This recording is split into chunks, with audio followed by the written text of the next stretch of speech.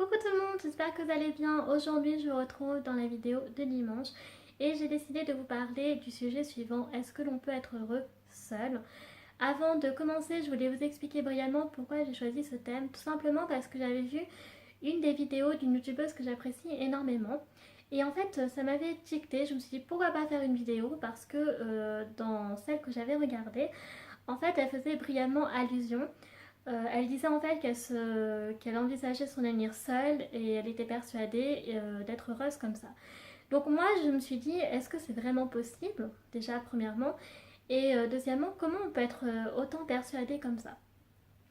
Alors, pour ma part, je suis en fait mitigée. C'est-à-dire que sur le court terme, ok, c'est tout à fait possible. Mais sur le long terme, je suis un peu plus mitigée et je vais vous expliquer pourquoi. Tout d'abord, il faut prendre en considération pas mal de choses, notamment la personnalité, le caractère et le vécu de la personne. Qu'est-ce qui l'a poussé à vouloir rester seule et d'en être persuadée? Donc bien sûr, il y a une multitude de raisons, mais personnellement, je vais vous parler de mon cas. Donc si vous ne savez pas, j'avais fait au tout début de ma chaîne une vidéo qui était une story time où le titre était "Il a voulu me tuer" et je traitais justement de la violence conjugale, enfin en tout cas ce que j'avais subi. Donc c'était une période très très douloureuse de ma vie qui a fait que voilà, ça m'a traumatisée pendant très très longtemps. Mais je viens apporter une lueur d'espoir parce que malgré ce traumatisme, certes, je vois le présent et que le passé derrière moi, mais il y a quand même au-delà de ça des choses que je n'oublierai jamais et qui sont, on va dire, indélébiles. Mais cela ne m'a pas empêché de rencontrer de nouveau un garçon, de pouvoir refaire confiance. Et voyez qu'aujourd'hui je suis mariée, donc tout est possible, mais ce n'est pas le sujet de la vidéo. C'est juste pour faire un parallèle avec, entre autres, les traumatismes, les raisons qui font qu'une personne peut être amené à vouloir vivre par la suite tout seul toute sa vie.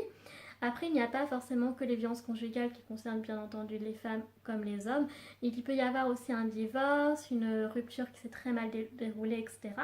Je parle de choses dures, mais c'est juste pour vous dire en fait des raisons qui peuvent vraiment amener une personne à vouloir rester seule. C'est ça que je voulais dire.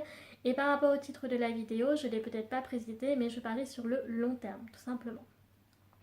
Donc pour ce qui concerne justement le long terme, là par contre c'est encore autre chose parce que je suis mitigée pour la raison suivante qu'un être humain développe des sentiments qui fait qu'il peut être amené à être amoureux de quelqu'un d'autre et par la suite avoir un avenir avec cette personne là et pouvoir bien sûr fonder une famille par exemple, un foyer, bref.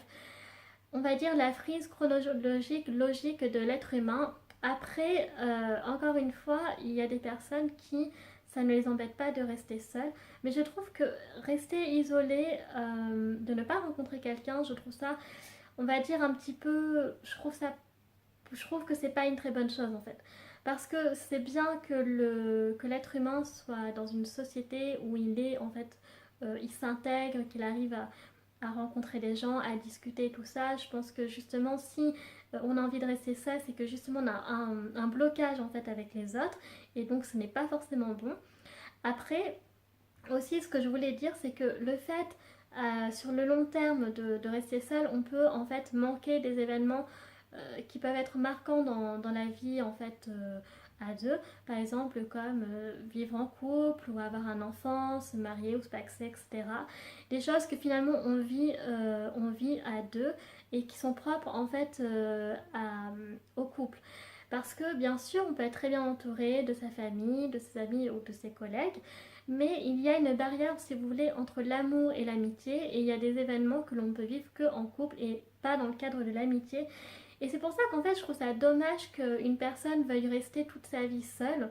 Après, bien sûr, comme j'ai dit précédemment, il y a toujours des raisons, mais je pense que peut-être que la personne devrait éventuellement essayer de se confier à une personne qu'elle a énormément confiance pour justement que celle-ci puisse trouver peut-être les raisons et les moyens surtout à cette personne-là de pouvoir franchir ce cap du traumatisme pour pouvoir vivre ensuite avec quelqu'un.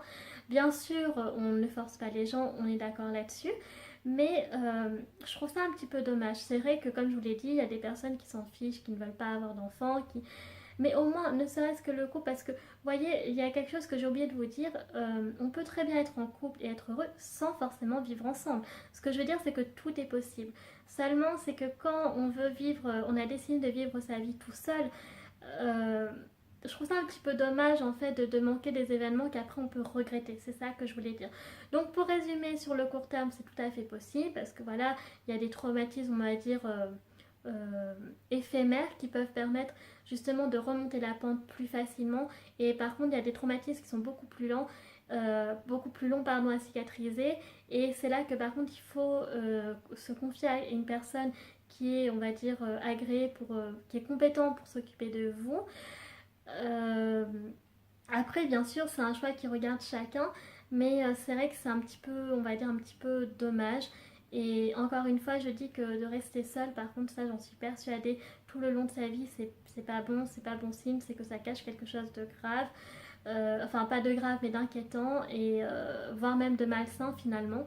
Et que. Et que voilà, après, pas forcément, on va dire que se marier, avoir des enfants, c'est encore autre chose, mais ne serait-ce au moins que de rencontrer quelqu'un, de s'ouvrir au monde, de s'ouvrir aux autres, de pouvoir s'intégrer, de montrer. Je pense que finalement, pas mal de personnes seront d'accord avec moi qu'au bout d'un moment, sur le long terme, c'est ça que je voulais dire aussi, c'est que ça peut manquer. En fait, c'est se mentir à soi-même, je pense, de se dire qu'on a besoin de personne. Parce que finalement, on est content, en fait, comment dire, de tomber amoureux, de trouver quelqu'un qui partage les mêmes sentiments amoureux que nous, et de pouvoir se reposer sur son épaule, de pouvoir se confier, de pouvoir se sentir aimé pour ce qu'on est. Et ça, c'est quand même très important, c'est quand même pas rien de savoir qu'on existe, de sentir exister. Tout ça, c'est super important pour un être humain. Et je trouve que c'est dommage de se priver de ça. Après, bien sûr, je ne parle pas des individus qui essayent de trouver et qui n'y arrivent pas pour des tas de raisons. Ça, je suis d'accord là-dessus. Si vous voulez, je ferai une vidéo sur ça. Mais aujourd'hui, je voulais vraiment parler de ceux qui peuvent trouver mais qui n'en ont pas envie. C'est deux choses différentes en fait. Et voilà, donc sur ce, vous connaissez maintenant mon opinion sur ce sujet. Cette vidéo est terminée, j'espère qu'elle vous aura plu. Si c'est le cas, n'hésitez pas à laisser un pouce bleu, à cliquer sur le do not pour vous abonner si ce n'est pas encore fait. Sur ce, moi je vous fais un très très gros bisou et je vous dis à la prochaine vidéo. Ciao.